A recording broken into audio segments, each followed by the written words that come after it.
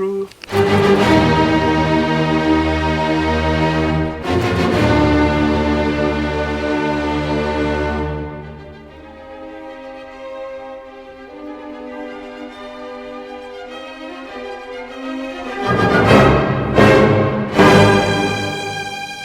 Chers amis de Port-Royal, nous inaugurions les Minutes de Port-Royal le 15 mars dernier, contre la sidération d'un confinement que nous n'envisagions pas d'appeler jamais notre premier confinement. Nous avons diffusé une nouvelle série cet été autour du 6 août, date anniversaire de la mort de la mère Angélique. Nous préparions une 3e série pour Noël. Mais nous voici de nouveau séparés de ceux qui nous sont chers, interdits de déplacement personnel, éloignés de nos étudiants. Alors les minutes reviennent, car Port-Royal ne saurait être muet ou absent lorsque nos vies vacillent. Nous ne vous proposerons pas un épisode quotidien, et notre rythme sera aléatoire. Nous sommes à quelques semaines des premiers examens pour nos étudiants, nous occuper d'eux s'impose en premier. Mais nous espérons vous retrouver au moins 1 ou 2 fois chaque semaine. Pour commencer, au moment où les livres sont jugés inessentiels, librairies et bibliothèques fermées, nous allons bien sûr aller à contre-courant et vous offrir une visite de la bibliothèque de Port-Royal. Un saint des saints pour la Toussaint. La bibliothèque de Port-Royal est installée à Paris dans un immeuble bâti rue Saint-Jacques à la fin du XVIIIe siècle. Elle y occupe le même appartement depuis 1858. Les tapisseries d'époque y sont encore visibles, de même que des éclats d'obus dans un plafond qui date de la Commune. Les tomettes au sol sont caractéristiques. Le premier étage offre une salle de lecture, plusieurs salles où les livres sont entreposés et où travaillent les 2 bibliothécaires. Valérie Murger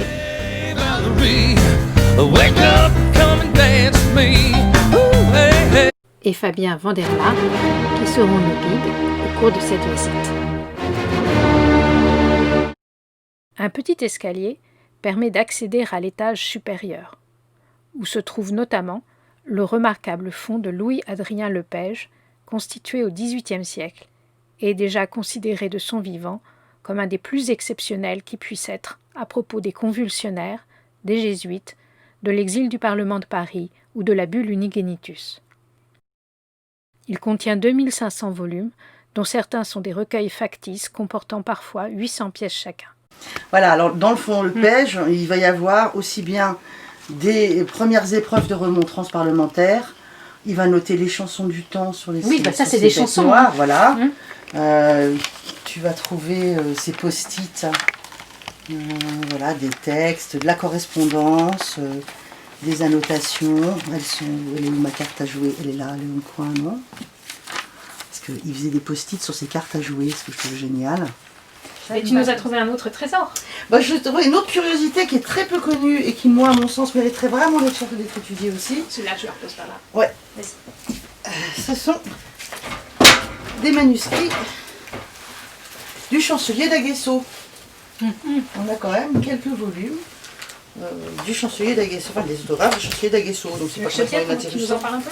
Non, parce que honnêtement, je peux pas vous en parler plus que ça, dans le sens où personne ne s'est jamais penché dessus. Donc pareil, ça c'est une terra incognita à exploiter. J'en parle à tous les juristes qui me passent sous la main. Tu rappelles peut-être pour nos amis le chancelier d'Aguesseau, écoute, chancelier de France, j'ai oublié à quelle époque les dates exactes. Très jansénisant, qui a eu un rôle important notamment au niveau de l'élaboration du droit, et qui entre Domat, d'Aguesseau et le Code civil est un des vecteurs d'une pensée juridique inspirée par Port-Royal. Voilà, pour aller vraiment de façon très rapide. Et faire un peu de présentation du colloque de la Société des Amis de Port-Royal qui aura lieu l'année prochaine sur Port-Royal et le droit à Caen. Qui me tient énormément à cœur. Parce que je pense que c'est un point fondamental de l'histoire de Port-Royal. On pourra peut-être trouver des éléments pour notre affiche. Ah bah écoute, en tout cas, je suis sûre qu'on va trouver des choses là. Ça bouge parce qu'il y a plein de pièces qui sont des pièces volantes en fait. Donc voilà, ça fait partie Le fonds Lepage est quand même un des plus beaux fonds que nous ayons, avec évidemment le fonds Port-Royal, qui est quand même le noyau constitutif de la bibliothèque. Mais qui ne s'arrête pas à un noyau strictement port-royaliste. Ah non, non, non. Ni augustinien, voilà, il y a beaucoup plus ici. Alors, le fonds Port-Royal, il a en plus la particularité, excuse-moi, je suis désolée, mais j'ai chaud, la particularité d'être ce qu'on appelle un fonds ouvert. Donc ça veut dire que non seulement il y a les copies qui ont été exécutées au moment de la dispersion par Mademoiselle de Téméricourt, mais il y a aussi toute la production autour de Port-Royal et la construction de la mémoire au XVIIIe jusqu'à la recherche contemporaine. Donc c'est pas un fonds fermé. Ici c'est un fonds fermé, c'est-à-dire que c'est la bibliothèque constituée par Lepage et il n'y a pas la production intellectuelle faite sur le fonds qui est agrégée. Elle est cataloguée ailleurs. Voilà, donc ça c'est toute la différence entre un fonds fermé et un fonds ouvert. Et c'est pour ça que ça donne cet aspect joyau, parce que effectivement il y a une cohérence au niveau des livres qui est fantastique. Voilà, et puis c'est tout le XVIIIe qui est raconté ici. De la lutte des parlements aux querelles religieuses, refus de sacrement, biais de confession, l'expulsion des jésuites, les convulsionnaires. Il y a une géographie de l'histoire du XVIIIe siècle dans la pièce, qui est assez chouette.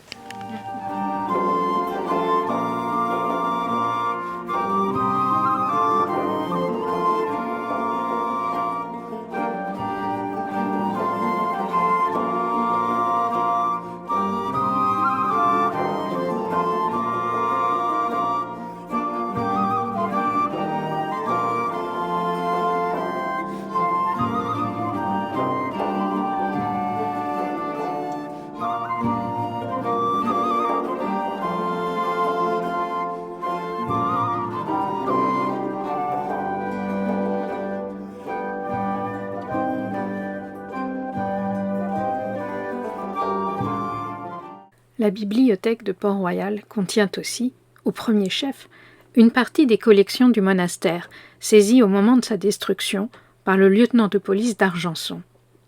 Elles furent remises ensuite à une amie de Port-Royal, mademoiselle de Joncoux, qui les transmit elle-même à mademoiselle de Téméricourt. Le cousin de celle-ci, l'abbé d'Etmar, en hérita.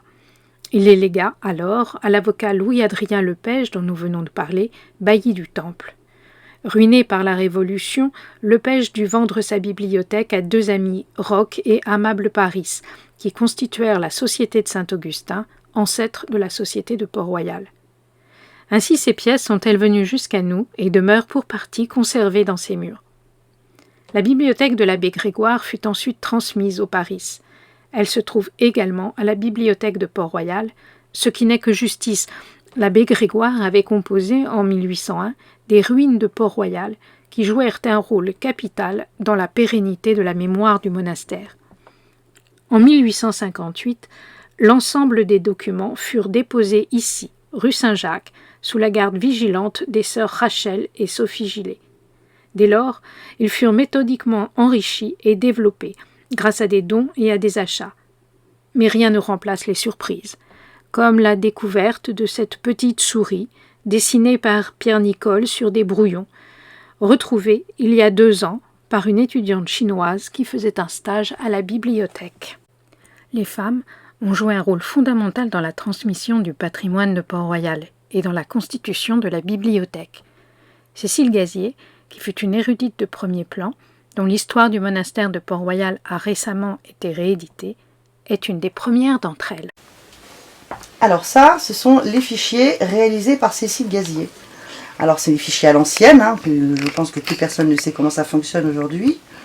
Mais Cécile Gazier, elle a réalisé entre en gros 1920 et 1936 l'ensemble du catalogage de ce fonds. C'est elle qui a fait les petits onglets qu'on voit sur les volumes.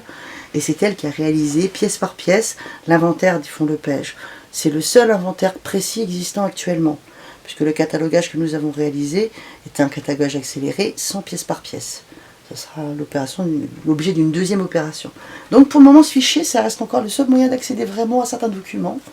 Il est loin d'être obsolète, et il existe aussi bien en fichier matière qu'en fichier auteur. Donc on a 6 boîtes comme ça, qui couvrent l'ensemble du fonds Lepage, et qui vont recenser l'ensemble de toutes les pièces qui peuvent exister dans les recueils Lepage. Donc c'est extrêmement précieux encore aujourd'hui. Voilà.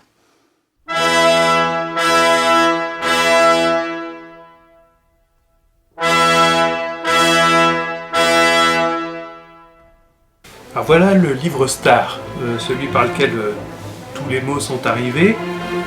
Il s'agit du fameux Augustinus de Jansénius. Là, nous avons ici une édition Princeps avec ce titre gravé qui est très connu visuellement. On le retrouve en reproduction un peu partout. L'Augustinus est composé d'une dizaine de livres, hein. On peut voir son aspect, c'est écrit en colonne, il est numéroté par colonne, il n'est pas paginé. C'est un livre assez aride, à vrai dire c'est un peu un héros méconnu, puisque tout le monde a parlé de ce livre pendant au moins un demi-siècle, et il a continué à faire des vagues pendant longtemps après. Et en même temps, très peu de gens, en dehors du simple cercle des théologiens, l'avaient lu, à tel point qu'il a fallu attendre le XXIe siècle pour qu'une équipe se mette à le traduire en français. Pour le moment, ce livre n'est accessible qu'en latin. Donc ça a d'ailleurs beaucoup fait ricaner Voltaire, par exemple, décrivant les querelles internes de l'Église au sujet d'un gros livre en latin que personne n'avait jamais lu. L'Augustinus est paru 2 ans après la mort de Jansénius, qui était ami de Saint-Cyran et évêque d'Ypres. Il est paru malgré l'hostilité des jésuites. Au départ, tout ça part de querelles internes à Louvain entre les collèges jésuites et la faculté de théologie dont Jansénius était un pilier. L'idée de Jansénius était de ressusciter la théologie de Saint-Augustin, considérant qu'elle avait été complètement dénaturée par un millénaire et demi de tradition de l'Église, qui finalement en avait faussé le message. Le problème, c'est que dans cet ouvrage, il s'attaquait aux questions de grâce et de libre arbitre qui avaient été interdites de débat par Rome au tout début du XVIIe siècle. Donc il rallumait un brasier qui était mal éteint depuis le Concile de Trente, avec des conceptions de la grâce et du libre arbitre qui étaient extrêmement sensibles, et en corollaire des problèmes sur la prédestination, ce genre de questions, qui pouvaient parfois flirter avec des thèmes abordés par les réformés, donc questions extrêmement sensibles dans une France et dans une Europe qui sortait non seulement des guerres de religion, mais qui sortait également de la guerre de 30 ans, qui avait été extrêmement sanglante.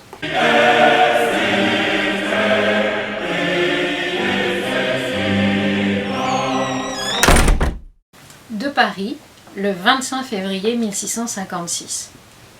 Monsieur, il n'est rien de tel que les jésuites.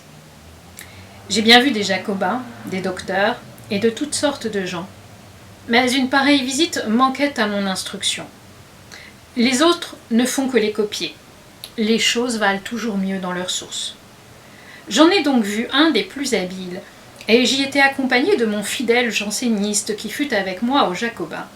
Et comme je le souhaitais particulièrement d'être éclairci sur le sujet d'un différend qu'ils ont avec les jansénistes touchant ce qu'ils appellent la grâce actuelle, je dis à ce bon père que je lui serais fort obligé s'il voulait m'en instruire, que je ne savais pas seulement ce que ce terme signifiait, et je le priai de me l'expliquer. Très volontiers, me dit-il, car j'aime les gens curieux. En voici la définition. Nous appelons grâce actuelle une inspiration de Dieu par laquelle il nous fait connaître sa volonté et par laquelle il nous excite à la vouloir accomplir. Et en quoi, lui dis-je, êtes-vous en dispute avec les jansénistes sur ce sujet ? C'est, me répondit-il, en ce que nous voulons que Dieu donne des grâces actuelles à tous les hommes à chaque tentation, parce que nous soutenons que si l'on n'avait pas à chaque tentation la grâce actuelle pour n'y point pécher, quelque péché que l'on commit, il ne pourrait jamais être imputé. Et les jansénistes disent, au contraire, que les péchés commis sans grâce actuelle ne laissent pas d'être imputés. Mais ce sont des rêveurs. Alors Fabien, tu m'as laissé lire le début de la 4e provinciale dans un volume qui était particulièrement cher dans la bibliothèque. Oui, c'est à vrai dire, on a une collection à la bibliothèque qui est celle de l'avocat Lepage. Louis-Adrien Lepage est un avocat du XVIIIe siècle qui était un maniaque de la collection. Il constituait des dossiers documentaires sur des thématiques et quand il le faisait extrêmement bien. Ça aurait été un archiviste exceptionnel aujourd'hui. Et il a constitué ce volume sur les provinciales, avec donc les éditions des provinciales, mais également toute la littérature qui a tourné autour de cette campagne, les textes pro, les textes anti-jésuites, les textes pro-jansénistes, anti-jansénistes. Il a essayé de tout compiler. On a vu ce beau portrait d'Alexandre VII. Il y a non seulement de l'imprimé, mais il y a également du manuscrit, des correspondances qui ont pu être échangées, des notes de Lepage. Tu nous montres les manuscrits ? Oui, alors par exemple, nous avons ici donc, des notes manuscrites de Lepage sur les provinciales. Nous pouvons avoir un peu plus loin quelques copies manuscrites de textes qui ont été échangés à ce sujet. Là, en l'occurrence, il s'agit d'un texte de Nicolas Pavillon, l'évêque d'Alette. Nous pouvons avoir également, là encore, un certain nombre de gravures. Le pauvre Nicolas Pavillon l'a représenté 2 fois. Pas très flatté. On l'a connu plus joli. Voilà, donc c'est un très beau document. Avec des petites notes de Lepage. Voilà, annoté par Lepage, et qui est extrêmement complet sur toute cette campagne. Donc c'est un document absolument rarissime pour la connaissance de la campagne des provinciales. Un trésor de plus pour la bibliothèque. Voilà. Et sachant que les provinciales, évidemment, ont plus tard été... la campagne des provinciales a débuté en 1656, au moment de l'expulsion d'Arnaud de la Sorbonne. Les provinciales ont été éditées ensuite en volume avec pagination continue, mais au départ, il s'agissait de feuillets, de feuilles volantes qui ont été imprimées séparément pendant plusieurs mois, 1 an et demi je crois. La dernière provinciale, me semble-t-il, a dû paraître au bout d'1 an et 3 mois ou quelque chose comme ça. Donc c'est un volume qui comprend toutes les provinciales qui ont été imprimées sous forme de feuilles volantes, ce qui là aussi est assez rare.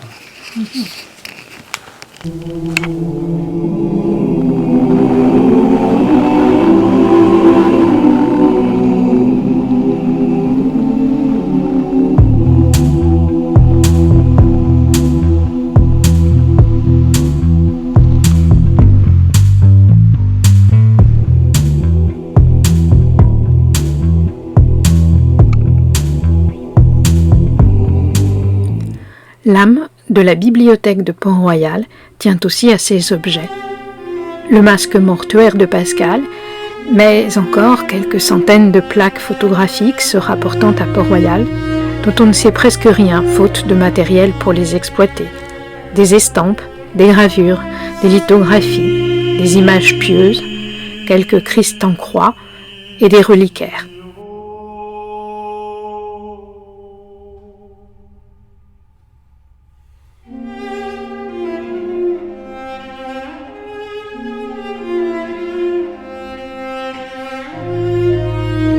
Les pièces les plus rares sont liées à Pascal.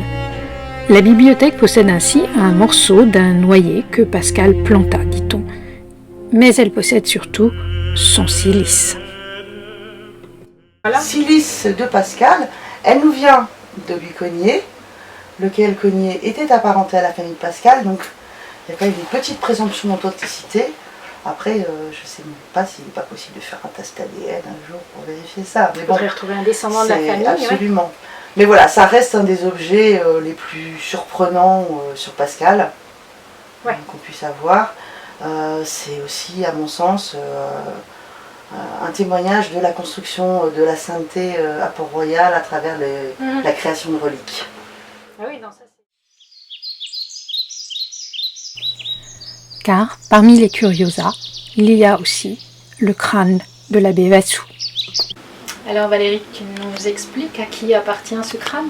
Oui, cet objet étrange, extrêmement kitsch, eh bien c'est le crâne d'un abbé de cour du XVIIIe siècle qui était l'abbé Vassou, qui était un des confesseurs du duc de Bourgogne, qui a été un des grands espoirs du mouvement janséniste au XVIIIe siècle, parce qu'il était plutôt pro-janséniste, et donc c'est fort dommage pour eux qu'il soit mort. Ils avaient passé pas mal d'espoir en lui. Il est mort assez jeune. Oui, il est mort assez jeune. Donc voilà, et l'abbé Vassou, eh ben, j'imagine qu'il devait être fort jansénisant, hein, donc il est ici. Il est décoré de façon extrêmement... Oui, c'est ça qui est tout à fait fascinant. Fascinant, kitsch à la fois. Il y a des petites plantes. Des fleurs, des coquillages, des petits rochers, enfin une espèce de rocaille décor typiquement 19e paraît-il.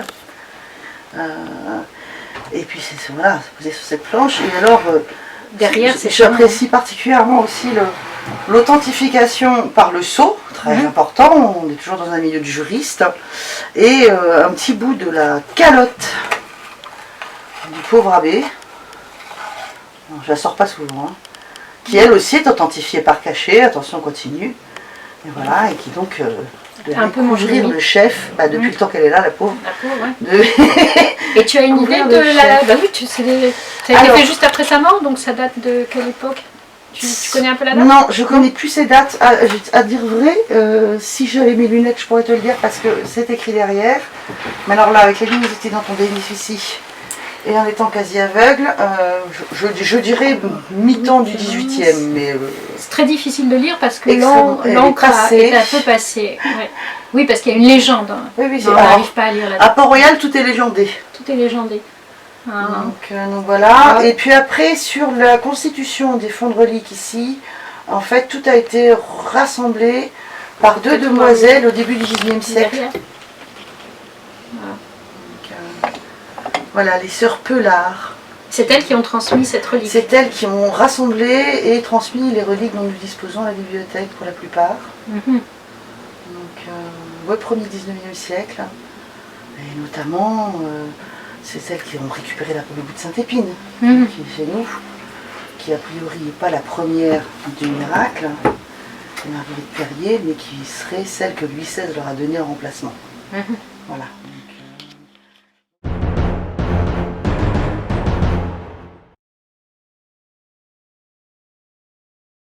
Tu vas passer la nuit ici? Non, je ne dors pas ici. Allez, j'ai bien vu ta petite casserole là. C'est pas moi. Elle te sert à quoi cette petite casserole? Écoute, très mignonne. Elle ne me servait pas, mais d'après ce qu'on sait, elle devait servir à Louis Cogniet et peut-être à Jean Orsibal aussi. Il traîne des traces oui, il y a des choses dedans, je n'ai pas identifié. Et donc, c'est Mademoiselle Barème qui nous racontait qu'au début, quand ils étaient arrivés ici, ils retrouvaient encore des paires de chaussettes, des choses comme ça. C'était vraiment un endroit qui était habité à l'époque par ces grands chercheurs. Et dis donc, sans parler... Laissons les casseroles de Port-Royal pour ces merveilles humbles. Elles sont légion. Alors ça, c'est un de mes préférés parmi les ouvrages de la bibliothèque. C'est un petit manuscrit avec une page de titre qui est entièrement faite à la plume.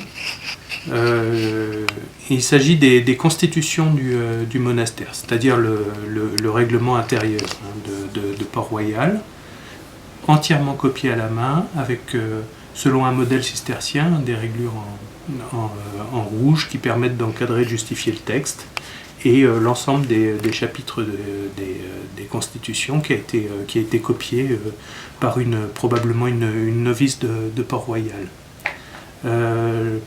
J'ai longtemps pensé que c'était un modèle assez unique, et jusqu'au jour où j'ai rencontré à Port-Royal un couple qui possédait pratiquement le même document, une copie manuscrite avec le Saint-Sacrement copié en page de titre à la plume également. Donc ce dont il devait probablement s'agir, c'était un exercice réservé aux novices pour leur apprendre d'une part à copier, d'autre part à se familiariser avec la règle du monastère et accomplir ainsi un acte de piété, vraiment dans la tradition cistercienne, copier c'est prier. Voilà, c'est un ouvrage dont la reliure est très très probablement d'époque. On a au dos un estampage 17e avec un motif qu'on voit assez mal parce qu'il n'a pas été doré. On n'est pas du tout dans le dans le clinquant et dans le bling bling. Mais il s'agit clairement d'une reliure du XVIIe siècle.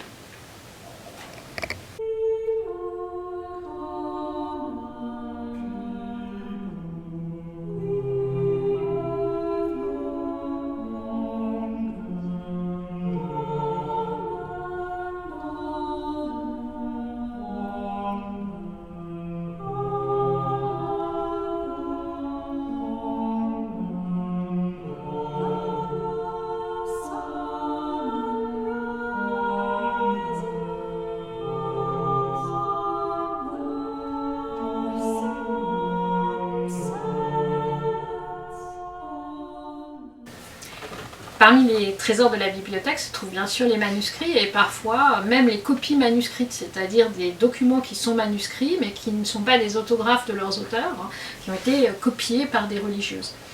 Ici, je tiens un carton qui contient des documents extrêmement intéressants qui sont les lettres de la mère Angélique de Saint-Jean. Angélique de Saint-Jean est la nièce d'Angélique Arnauld, la réformatrice de Port-Royal. Elle est la dernière Arnauld qui fut abbesse de Port-Royal et elle a joué un rôle extrêmement important dans le refus de la signature et la constitution d'une véritable identité d'un second Port-Royal. Je crois que c'est aussi une des personnalités auxquelles nous sommes le plus attachés par son intelligence, son brio, sa sensibilité extrêmement vive. Et sa culture. Et sa culture, voilà. Apparemment, elle lisait même le grec. Elle a été célébrée par tout le groupe de Port-Royal pendant la période. Or, nous n'avons que très peu d'écrits de sa main dont nous soyons certains. Et ces lettres, en tout cas, n'ont jamais été imprimées pour le moment, alors qu'on a des recueils de lettres d'Angélique Arnauld ou de la mère Agnès, la sœur d'Angélique. Alors ces lettres ont été copiées, néanmoins, réunies. Manifestement, ce sont les matériaux d'une édition à venir qui n'a toujours pas été terminée et qui est assez remarquable puisqu'on dispose, elles sont numérotées, les correspondances sont en général identifiées, très fréquemment les dates sont données et on voit la qualité tout à fait remarquable de la copie. Et ces copies ont été réalisées par les deux premières bibliothécaires de la bibliothèque de Port-Royal qui sont les sœurs Gillet, dont les portraits ne disent pas tout le charme de leur esprit peut-être, pas entièrement celui de leur figure. Mais elles ont fait un travail absolument exceptionnel et ici on a les matériaux d'une édition qu'on pourrait compléter peut-être sans trop de travail dans les années à venir. Je crois que c'est quelque chose que Anne-Claire Volongo et une certaine Laurence Plasnet ont l'intention de faire dans les années qui viennent. En ce qui concerne les sœurs Gillet, il ne s'agit pas pour elles d'un coup d'essai. D'abord, effectivement, comme tu l'as fait remarquer, elles ont fait un travail absolument remarquable, se déplaçant jusqu'aux Pays-Bas et parcourant toute la France pour rassembler ces lettres et pour les recopier. Elles avaient déjà fait quelque chose du même genre avec les lettres de la mère Agnès qui ont été publiées avec un prête-nom. On les trouve, et ça c'est un combat que nous menons avec Valérie pour rendre à César ce qui lui appartient. On les trouve dans les catalogues généralement attribués à Prosper Fogère. En fait, ça ne se faisait pas trop à l'époque pour une femme de faire un travail d'édition scientifique. Donc les sœurs Gillet avec une tradition également très janséniste au sens 19e siècle du terme, de je ne me mets pas en avant, je m'efface, je m'oublie, je m'anéantis. Ont laissé la place à Prosper Fogère qui lui, en l'occurrence, a été très content d'être crédité de ce travail d'édition des lettres de la mère Agnès. Mais donc petit message à tous les collègues, quand vous voyez passer l'édition des lettres de la mère Agnès, s'il vous plaît, en plus de éditeur scientifique Prosper Fogère, ajoutez Sophie et Rachel Gillet. Il s'agit des véritables éditrices de ce texte. Donc elles ont fait un travail scientifique vraiment de grande qualité et assez impressionnant. Il y a même une table générale. Voilà. Et là nous avons 4 boîtes de conservation qui reprennent l'ensemble des lettres de la mère Angélique de Saint-Jean. Après, en ce qui concerne les sœurs Gillet, j'ai un rapport, on va dire, un peu intime, un peu mi-figue mi-raisin avec elles. C'est-à-dire que d'un côté, je suis admiratif du travail qu'elles ont fait, et en plus pour des femmes à une époque où c'était vraiment pas facile, je suis vraiment admiratif sur ce plan-là. En ce qui concerne les collections de la bibliothèque, en tant que bibliothécaire, je serais plus mesuré. C'est-à-dire que elles ont eu un rapport encore très militant et pratiquement dans une perspective eschatologique par rapport aux collections de la bibliothèque. Et elles en ont exfiltré un certain nombre de documents vers Utrecht, pour les mettre à l'abri des mécréants qui risquaient de mettre la main dessus, parmi lesquels Augustin Gazier. Alors, quand on connaît Augustin Gazier, le qualifier de mécréant semble extrêmement abusif, mais c'est un peu comme ça qu'elle le percevait. C'est-à-dire que c'était vraiment des jansénistes purs et durs qui très très proches des mouvements post-convulsionnaires et qui voyaient dans cette bibliothèque une sorte de trésor réservé au petit nombre et qui, quand il était mis en péril, devait être envoyé vers des asiles meilleurs. Donc il y a un certain nombre de documents qui ont quitté cette bibliothèque sous leur règne et qui sont partis. C'est-à-dire à peu près combien? Alors ça, on n'en sait rien. Je sais pas à quel moment. Non, mais je sais que Dick Shawn en a pisté un certain nombre, donc qui est actuel archevêque vieux catholique d'Utrecht. Chers amis, notre sanctuaire contient bien d'autres trésors pour ses hôtes. Mais à l'heure du coronavirus, il est interdit de trop tarder. En ce jeudi 29 octobre 2020, la nuit tombait. Fabien et Valérie devaient rentrer chez eux. Nous avons dû nous séparer, en espérant que ces murs vous offriraient un peu de dépaysement et une assez forte envie d'ailleurs, pour que nous finissions par avoir la joie de nous retrouver bientôt, pour de vrai.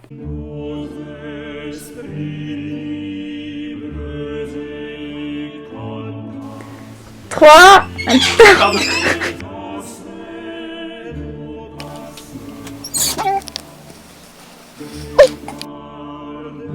On va juste bouger le crâne parce qu'on Ouais.